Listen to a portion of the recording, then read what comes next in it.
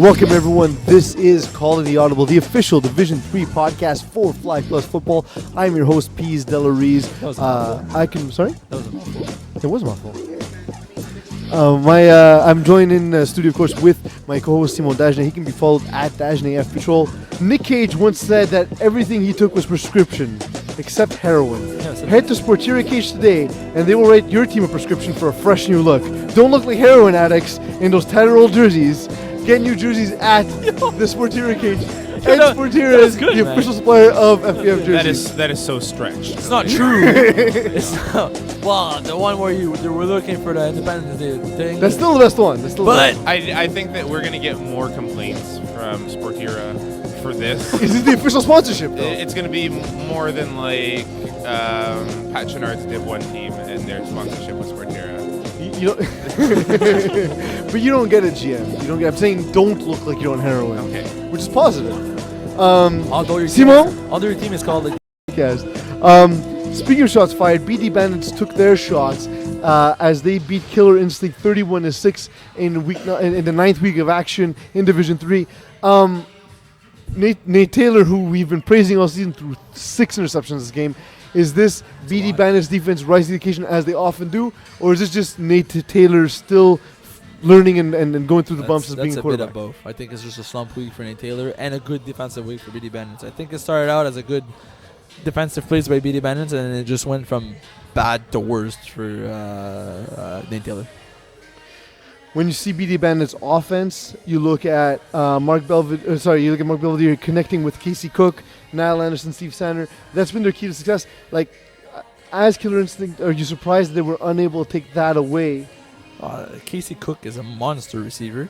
Steve Sander is also a very talented receiver. Yeah, it's basically a pick your poison. Like, who are you going to cover on this play and leave uncovered? Because that person's going to score. The receiver was like Eagle and Peas. We're talking about actual talented players. That's fair. So you're saying there's no way to stop them? I'm not saying there's no way. I'm just saying these guys. So what would be the way if you're facing, let's say, a 3-headed monster like that with the defenders you have on Killer Instinct? Why were they unable to stop them? Because they probably tried to play man or they shut down one of the guys and they didn't perform. You really need to switch to like zones, and you cannot just shut down one. You have to take all 3 in accounts, and you cannot switch like man or whatever. You have to stick to zones and trust your guys to make plays on the ball rather than on the players. I also wasn't there, so I can't comment 100%. But looking at the stat sheets, Stefan Osman and Adam Bailey were not there. And if you have a 3-headed monster... Well, Osman's hurt as far as I know. So, I mean, he's still able to quarterback. I believe he quarterbacks in Division 4. Hooligans. Yes, Division 4. But I'm just saying is that he's still able to quarterback, but he can't play on defense. Yep, and with Adam Bailey absent as well. Yep. When you have a 3-headed monster like Casey Cook, Steve Sander, and Niall Anderson, you need your other 2 star defenders. Good point, Jim. In a game full of stars, Grip and Rip took on Mercenaries, and Mercenaries won 24-19. Oh, what a game. Does this surprise you, Simon? Oh, 100%. I was speaking to Jason Prince before the game. I told him, don't take Mercenaries for granted, because that's a Div 2 roster with Gino Tolan. He's like, yeah. So you're saying that Gino's not a Division 3 quarterback? I'm not saying he's not a Div 2 quarterback. That's why it's not a Div 2 roster. Oh, Div 2? But the surrounding cast a Div 2 roster. He's like, yeah, but, we're good. These guys don't have anything on us. And then they drop the deuce. Listen, Mercenaries have been playing really well in the past 3 weeks. You got to give it to them. They're still in the playoff race. They could make it in if Jumpman lose. Don't sleep on Mercenaries, man. I think this also has to do with the fact that Gino is using Paula Pierre to kind of catapult this team into the playoffs. Yeah. You see, but here, he won't be there for the playoffs. I know. I'm just saying. Just in the meantime, like he's getting them there at least. Hey, look, if you can get a free week of football out of it, or even have a chance to go and run in the playoffs, why not? Why not get your team there? Use it. If you can get there, you have a chance to win. Paula Pierre had 9 receptions for 74 yards and 3 touchdowns. Obviously, the red zone threat on this team. How many Paula Pierre catches is he having in the past, like, say, 3 weeks? He's been playing for 3 games. Let's bring that up because he also has a pass defended, 2 tackles, and an interception in this game here. He's not usually a defensive monster. He's not known to be a defensive stud, but he's been playing more and more. He's even played, like, I can speak from experience that he's been playing defense on Solid in Division 2 as well. But Paula Pierre in 3 games, 23 receptions, 244 yards, 6 touchdowns. So that's a difference maker. Yeah. But yeah, he goes to Paul Lapierre a lot. Too much, in my opinion. But then again, Why would you not? yeah, that's exactly Well, it. because if you're trying to build like something for the playoffs, he won't No, be there. because when they played 3 weeks ago, when they lost with Paul Lapierre in the roster, he went to him way too often, and they took it away. Carmine was playing on the when they played Wallbusters. Carmine was underneath, and then they had somebody on top. They were double covering Paul because they knew they would go to Paul 80% of the time, and they still did when they have other guys that can perform. Like you have You Grizzly, see guys like Marty G, Freeman on the team, Jonathan Grizzly. These are guys who could Sean play. Haney. Sean Haney as well. Like you have, like there's no Yeah. reason to be forcing it. But I think he switched around a little bit this week. He was spreading the ball a little bit more, and Not if 9 passes go to. well, go yeah, to but the guy's always Paul open. Lapierre. Yes, I mean if he's open, just give him the ball. Look at GNR. Look at Paul Lapierre. Throw it up. Paul's coming down with it. Does Vinny Galano's 3 interception outing worry you heading into the playoffs? A little bit. Because He went. thank you, Simo. Well, Yep. you Next net- question. Yep. Moving on. Hey, why are we complaining? You asked Simone a question and you got a legitimate I response. was expecting Why are you analysis. complaining? I was expecting analysis. We got to You take baby expect- steps here, buddy. We got to take baby You steps. expect too That's much. true. out of me. I did expect a lot from Simo Dagenet. You expect too much out of me every week. But yeah, Vini played really well last season. Therefore, when they won the championship, this season it's not that he's not playing well. Don't get me wrong, but three picks with the way he's playing is too much. He has to be more careful with the ball because he doesn't go deep much. So he cannot. How can I put this? I'm looking for the word, but I can't find it. Feathers. Récupérer in French. Check but- your pockets. No, it's not recuperate. That just sounds bad. Check your pockets. I don't have it. They probably texted me, but I don't have my phone. So anyhow, doesn't matter. Point is, if you throw a pick and then your defense makes a stop and you're running out of time, you need to go deep fast and like make up for the time you lost. But this is not what GNR does. So for them to throw picks, it's really dangerous because they lose a lot of time on the clock. Predators take on FOE this last week and they win it 34-32. Predators is a team we've all but counted out several weeks, and now we see them making a run back into the playoffs. This game had a lot of playoff implications. Simo, do you want to break that down for us as we talk about this game? I hope you said Predators against FOE because I wasn't listening. What? I hope you said Predators against FOE because Yes. I was not listening. Yes, that's exactly what I said. But and yeah. it's on the script. You Wait. should maybe read the script. It's What script? very It much says do it and Anyway. discuss. Yes, Predators. It's basically they're playing because FOE is basically no regard Mhm. in Div 2, and James throwing for Predators is also the quarterback for no regard. So it's basically he's playing his own team. I think this was a huge game because FOE knows what James does best and knows how to take it away, and he still managed to win that game. It's 2 playoff caliber team, 2 teams that might have a deep push in the playoffs, 2 very experienced teams. And for Predators to come out on top, it's a huge game for them. This is a statement game. Is Jordan Moses a better option at quarterback than Kevin Lubin for FOE? Nope. Because Lubin, again, every single question I ask you, yeah, but I love this. it's been 9 weeks. Don't you like this back and forth? Why don't Nope, you just because- ask a question that begins with the word why do you feel that? I refuse because I like yelling at him. Thank you, Jim. Thank you, Jim, for having my back. Anyhow, I would say that the way Kevin runs his team is perfectly the way FOE needs to be run. He doesn't take many shots deep, but when he do, he has the arm for it. He looks down a lot. He's running it. Whereas I don't see Jordan Moses running this team as efficiently as Kevin Lubin. It was the same completion percentage. You won't reach that completion percentage, which makes FOE that dangerous. Okay. Listen, they lost by 2 points. They lost by basically 1 convert. It's not like this is a good game for them. They But said it all Jordan the Moses way. was quarterback in this game. He was? I didn't check the score. Check it. So that's what I'm saying. So- is he a better option given Wow. that they went toe to toe with Predators? and Then lost they by would 2 have won points? with Lubin as quarterback. Okay. Because I still stand behind where I say that Lubin's a better quarterback for this team. So if he was there, they probably would have won. I've never been more confused in my life, but looking Simon at- had the right answer. He just got to it the wrong way. Yeah. I think a lot of this also comes from the fact that this team stems success from Kevin Lubin's chemistry with not just Jordan Moses, but above all, Hugo Lalonde. And the fact that Hugo Lalonde was left off this offensive stat sheet because it was Jordan Moses. Like, you have 2 players right now who are not being used to their full potential. Moses not as his full potential because he's at quarterback instead of receiver, and Lalonde did nothing on offense. He did get 3 sacks on James Toriani. That's a James, as he typically does, did just enough to win the game here. Is my arch nemesis James Toriani carrying maybe a subpar roster, or is this team elevating James? He's the best player on the team. He makes the guys around him I was better. about to say, because, in a leading way, He's the best guys around. He makes the guys around him better, and he's carrying this team because he's the best player on the team, and the team revolves around him 100%. If he doesn't play well, that team crashes to the ground on both sides of the ball, and he always needs to be on his A game, which is very dangerous. But he has shown us in the past few seasons that he's always on his game. When so he's on it, A to F, rank James Floriani as a Division 3 quarterback. he's a Div 2 quarterback. Rank him from A to F as a Division 3 quarterback. A. Rank this team from A to F as a Division 3 team. B minus. So can an A quarterback Carry a B minus team to a championship and win? Because I didn't know. Yes. I think Predators have a real shot at this title. All right, well, a lot of them remains to be seen. We'll take a look at the Predators in the standings and some potential playoff matchups and breakdowns when we come back from break. And when we do, we'll have a clearer picture of what happens beyond this week.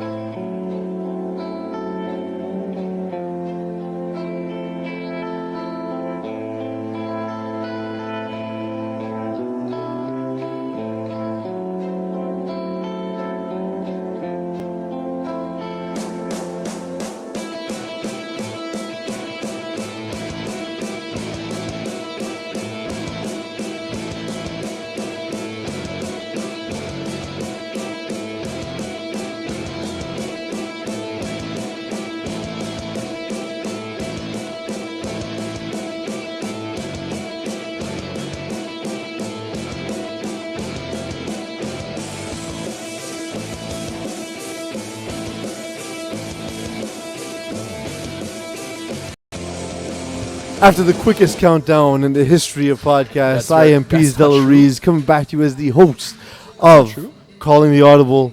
Did you remember 2 weeks? It was like 21, go! Yes, but see, like, it was inconsistent. This was just fast throughout. It's not the fastest, though. Eagle is known for being pretty quick. You're not very good in English. No. You're, I'm you're much joined- better in French. I've heard. Order fromage fondant, get a plate of melted cheese, it's good to go. I'm joined with our co-host, Simon Dagenet. He can be followed at Dagenet FPF. And our producer, of course, is Jim Collette. The Mayhem, Nuggets, and La Sauce. Thank you for playing with us. It's been fun, but unfortunately the season didn't go your way. Sorry, boys. In Conference B, Game Changers, Snatchers, West Park Boys, Dirty Dogs, Past Our Prime, We Bid You Adieu. The 9 seed on both sides, Mongoose and Mercenaries, Still in contention. still in contention. I'm happy to say before we go any Mercenaries further, stands. I want to just talk to the teams in red, the teams that have been eliminated. Guys, it's been a long season. It sucks that you won't have a chance to make the playoffs. That said, do show up. Show the respect to your other team. Look, we all paid for 10 weeks competition. It sucks to get to the field only to realize there's no game to be played. Field the roster. Have a good time. Why do we do this in the end anyway? We do this to have a good Yeah, time. but play your last game. You paid for 10. Play Might as well do it. Enjoy it because it's your last game until at least May. So at least, like, enjoy it, you know? Get the most out of it. One day you'll have too many children, and unlike Simon Dagenet, you'll actually want to spend time with them. So therefore, you won't be able to come out to the field as often. So enjoy the time when you can. Don't forget. If you do have kids, enjoy the time away from your kids. Don't forget, don't forget, you can play spoilers to a lot of teams too. GM, give us a rundown of Conference A and Conference B in terms of who's first, who's last, who's clinched, what's still up for grabs. So the top 5 in Conference A have been clinched. Brotherhood in first, Laval's Finest in second, Beady Bandits in third, Sea Assassins in fourth, and Predators in fifth. These 5 are locked in. And now a loss from FOE, Killer Instinct, or Triple Sixers will give them the boot, who are 6, 7, and 8 in Conference A. In Conference B, everything but the 8th seed has been locked up right now. Fun Boys first, Wolfpack second, Ballbusters 2.5 Dans, Dark Moose Returns 3, 4, 5, Grip and Rip 6, Days just 7. Now Jumpmans and Mercenaries are competing for that 8th seed. Jumpmans currently hold it. Jumpman's win, they're in. If they lose, they need Mercenaries to also win. So GM, can you dig up the matchups for Jumpmans and Mercenaries while I just want to pose a question to you, Simon. Wolfpack play Predators this week. If Wolfpack win, Mm-hmm. they clinch the second seed in Conference B. Mm-hmm.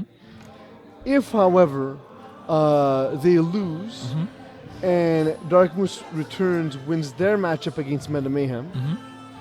Dark Moose Returns moves up to get that second seed. Mm-hmm. Given all those dynamics, both teams can lose. One can win, lose, one can win. Both teams can win. Mm-hmm. How do you see Conference B shaking out? Who will get that second seed? Wolfpack will lose to Predators. So that's going to leave Moose playing Meta Mayhem. Meta Mayhem. Also a tough team. They despite the Yes, record, they're a but very good team. the way both team plays, Moose is going to win that game. So Moose is going to clinch the second seed.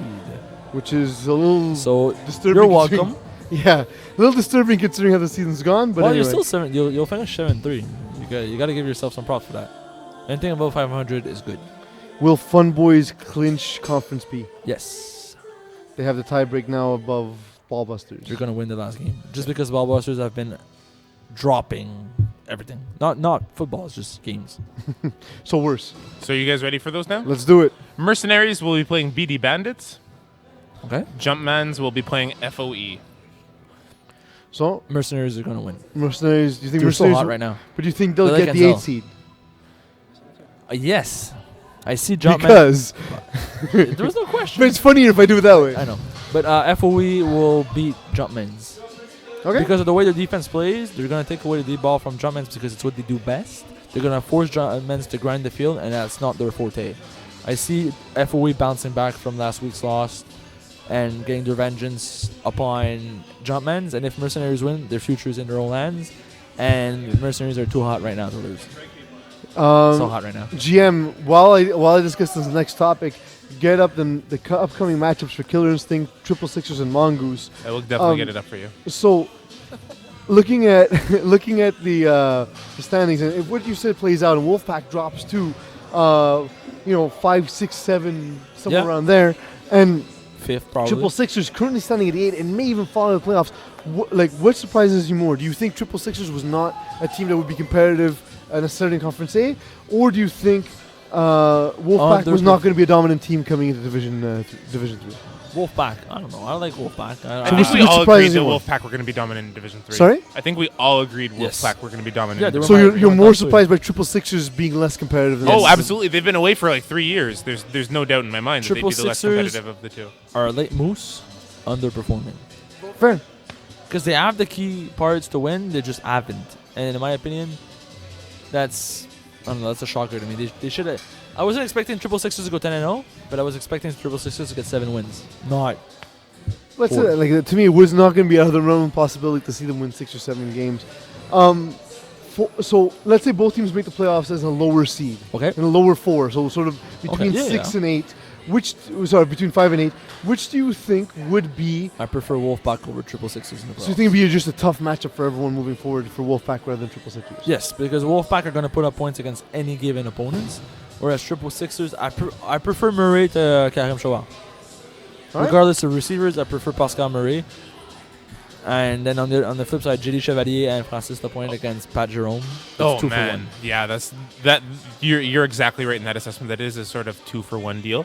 I expected Alexandre Giroux, who used to be Karim Shawal's go-to receiver when they occupied the lower divisions years and years ago, He hasn't and been. who's been strong in Terrebonne, to step up on this team. And he hasn't. Exactly. The problem is Triple Sixers is a one-dimension team. It's Pat Jerome against the world, and Difter is deep enough to have guys they're able to reduce what he does best, and now they're left with like a void behind him. That is not job. So Triple Sixers are going to be playing Ballbusters this week. Killer Instinct will be playing Which is Rip and interesting Rip. because Triple Sixers not playing well, but Ballbusters have also been playing a little bit worse each week. I don't understand Ballbusters. So go ahead. So we have Triple Sixers, Ballbusters.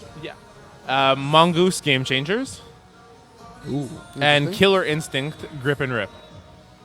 Those are some good matchups. I think Mongoose are going to win because Game Changers are not going to be 100% in the last game. So you think Mongoose will jump up? Will Triple Sixers fall out? I would like that. Yes, but will that happen? I just don't see Triple Sixers losing this week. So will Killer Instinct Mongoose fall out? will win. Will Killer Instinct or FOE fall out? too? No, Killer Instinct's not losing. Well, I FOE think would they're be all tough gonna- because they have a better divisional record. I at think the they're all moment. going to win. So Mongoose going to stay on the outside looking in, although they did all the best they could. Which team which sucks. in my surprises opinion. you most with their current seeding? Wolfpack. At If number they 2? end up at like 5th. Well, I'm saying the current seeding though. Well, current Things seeding, stay as they are. Okay, well then current seedings. I would have to say Killer Instincts at 7. That's a shocker to me. I would have said Les Exist at 7. I didn't think that they were actually going to even make it in. But they always do. Yeah, they always So do. it's yes, but it's also the most predictable thing ever.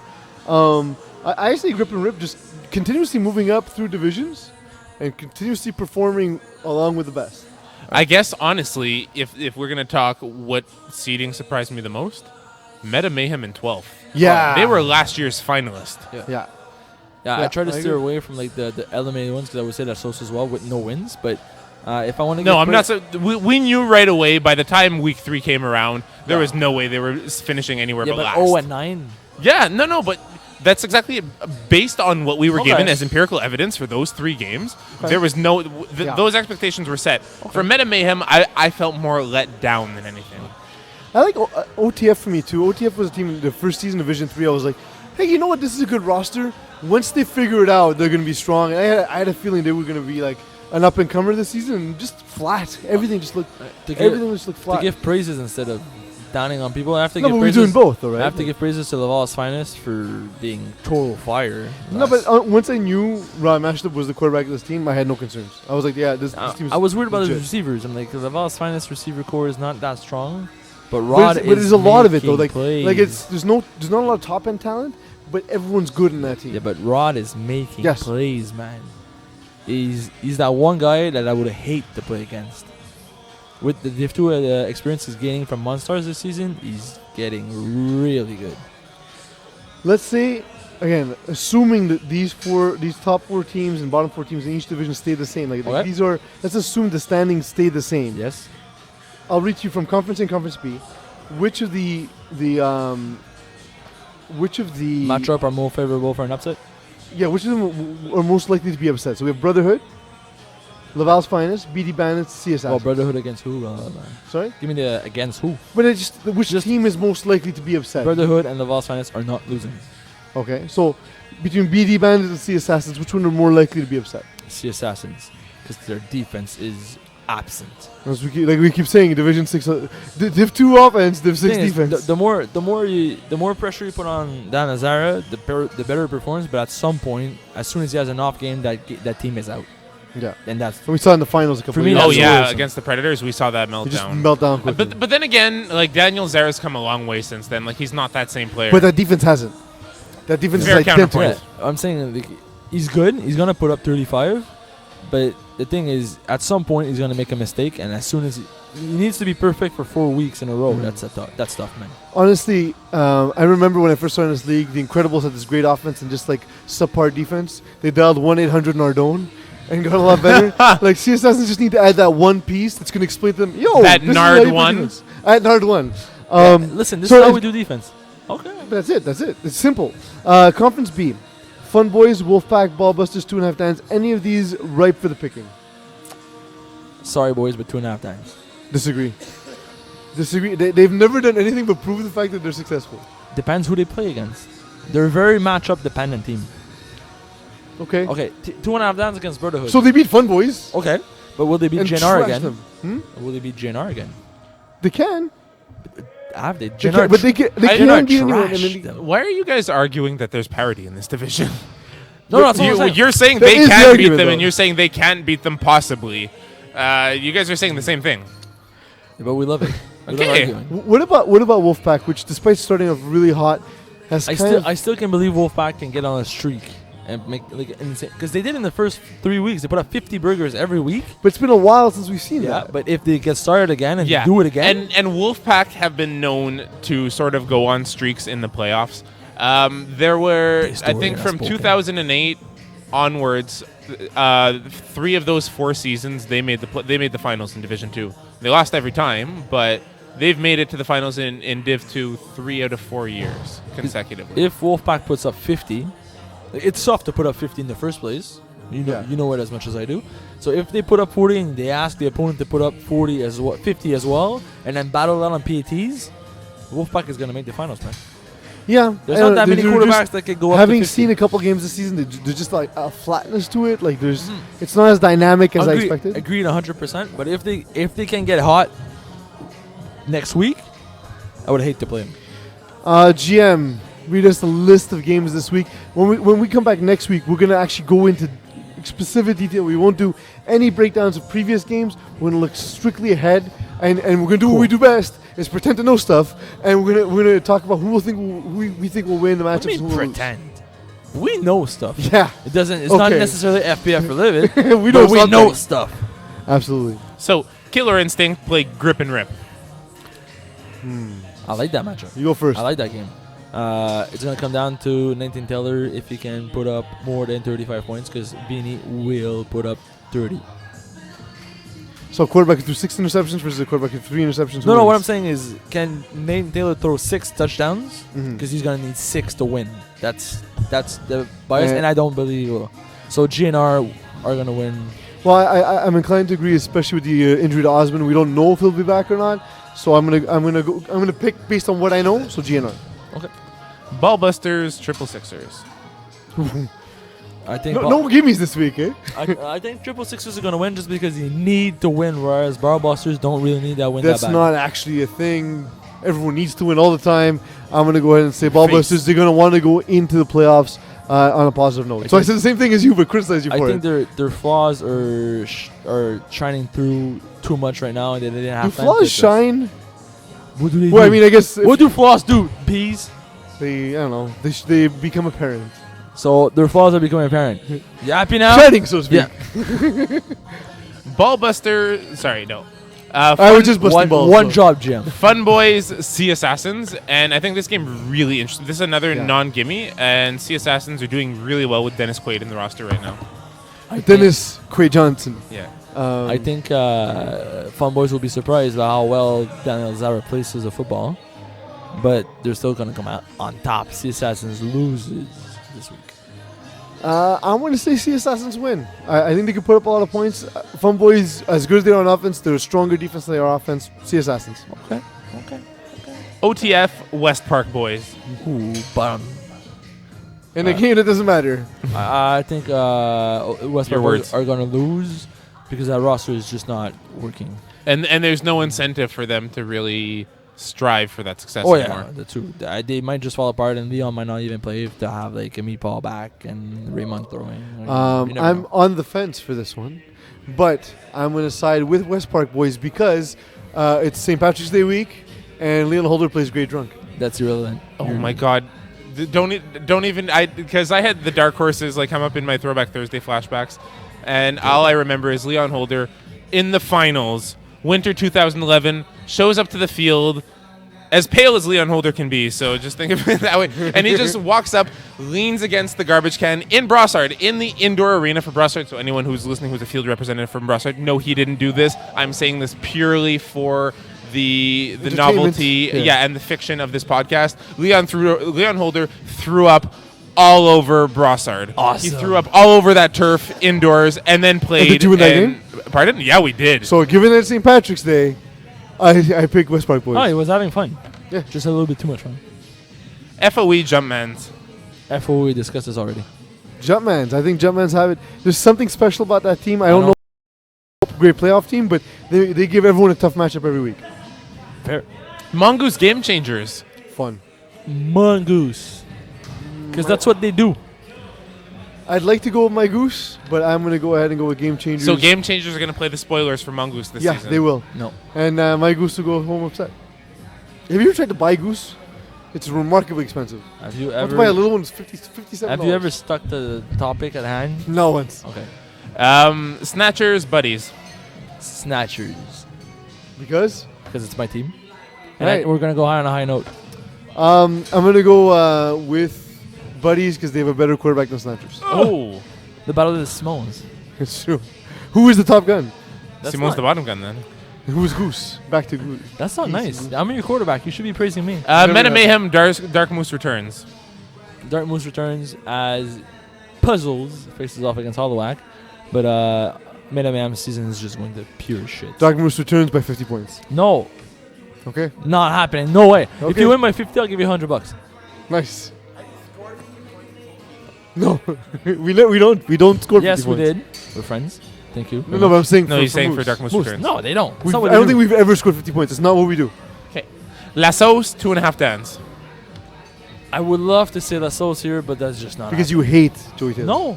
No, I actually like him. He's a nice dude. He actually said, "I hope Joey Taylor gets impaled on a fence, I never a said rusty that fence." ever. Yep. I told him. True story. You're lying now. I'm gonna say 2.5 Dans. There's just Yes. some magic behind it. Dans are winning, but I do see Joey Taylor throwing picks towards François Raymond. My boy. I have to give him some love. He doesn't throw deep, so he won't. Landslide of the week, Brotherhood past our prime. Pastor Prime gives everyone a tough time though. Like they'll be in the I matchup know, and right? they'll do. I just know, don't right? Honestly, they definitely Speaking have as two guys who lost to them. this team. They have the experience and they have the brains, but they do not possess even close to the closing speed that the it's as if Brotherhood they're have. not in their prime. No, you guys are underestimating the matchup between Theo as quarterback and Inslee Adams rushing him. Yeah. Listen, Inslee is a serious monster. Yeah, so all Theo needs to do then is throw hooks to Khalil, to Kwesi. Yeah, but see, and what Pastor let them Prime, do the what work Pastor for him. Prime do, and it's infuriating, is they let you get into the red zone. And they're crafty, and they don't need a lot of closing speed in the red zone, so they force you to make good throws. And look, it's still Division 3. It's not Division 2. It's not Division 1. Guys don't make necessarily sharp throws. Theo is still coming along. He's great, but still coming along as a quarterback. So- I think Brotherhood will win. think- you It's think- closer than you think it will be. I'll agree 100%. Wow. I gotta take a shower. Predators, Wolfpack. Please do smell a little bit.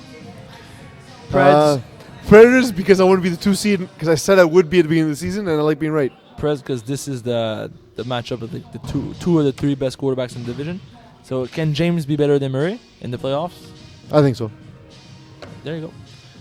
Dirty Dogs, Nuggets. Dirty Dogs. I was impressed. I played Dirty Dogs this past week. I was impressed by them. They're just They're so they're not talented, but they there. don't give a shit.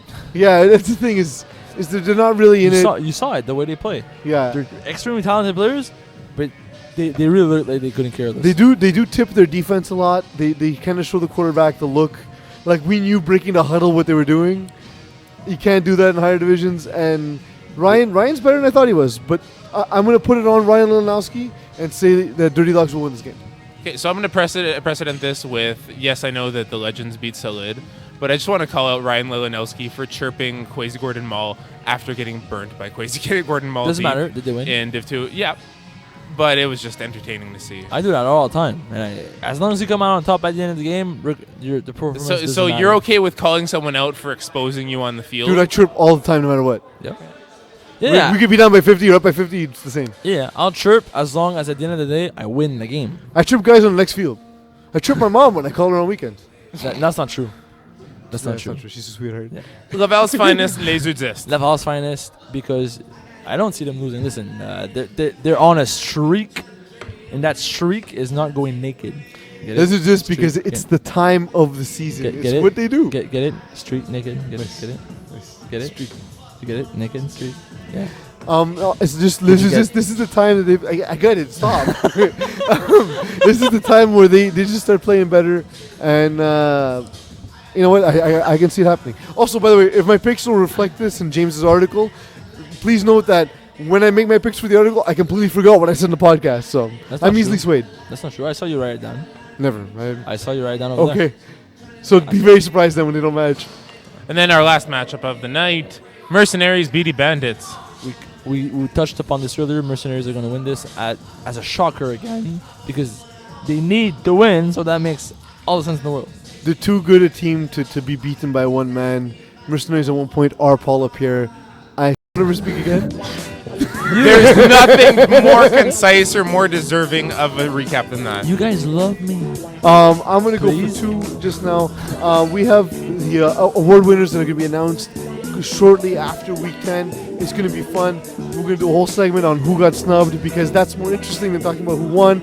Because the easiest thing to do is look at it in reverse and say, this is the conspiracy. This is FBF choosing this guy versus this guy. Why do you but this exist? guy's more deserving. What? Why do you exist? Because it's fun. Why do you talk so much? It's what I do. Your opinion Um, doesn't matter on this show. secondly- We're all about the truth. No, God, Secondly, I want to wish good luck to all the teams who've made the playoffs. I want to wish good luck to the teams who have already been eliminated.